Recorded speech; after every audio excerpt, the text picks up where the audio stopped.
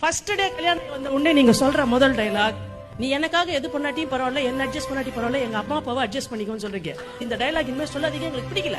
உங்ககிட்ட சொல்ல முடியாம, உங்க எதிர காட்டிக்க முடியாம எவ்வளவு பொம்பளைங்க பாத்ரூம்ல மட்டும் அழுதுட்டு ஒண்ணும் இல்லைங்கன்ற மாதிரி மேக்கப் போட்டுட்டு வெளியே வராங்க தெரியுங்களா? நீங்க எல்லாம் நல்லா வச்சுக்குவீங்க நம்பி எங்க அப்பா அம்மா அனுப்பிச்சாங்க. திருப்பி எங்க அம்மா அப்பா கிட்ட போய் நாங்க நல்லா இல்லன்னு சொன்னோம்னு வச்சுக்கோங்களேன், செத்து போயிருவாங்க நெஞ்சு வெடிச்சு. சொல்லாத எவ்வளவு புழுக்கத்துல இருக்காங்க தெரியுங்களா எவ்வளவு பொம்பளைங்க. தமிழ் கலாச்சாரம், இந்திய பண்பாடு, குடும்பம்னு பேசுனீங்கல்ல. தமிழ் கலாச்சாரத்தை பொறுத்தவரை ஒரு ஆண் ஒரு பெண்ணை மட்டுமே திருமணம் செய்து கொள்ளுகிறான். ஆனால் ஒரு பெண் ஒரு ஆணையும் அவன் குடும்பத்தையும் சேர்க்க திருமணம் செய்து கொள்ளுகிறான்.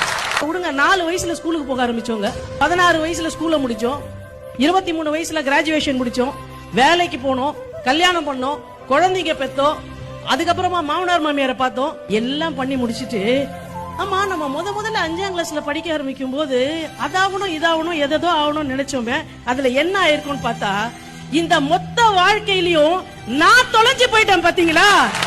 ஒரு நல்ல டீயை வச்சுக்கிட்டு மழை வரும்போது அழகா அதை பார்த்து சாப்பிடணும், இன்னைக்கு காலார நடந்து ஒரு ரவுண்டு போயிட்டு வரணும்.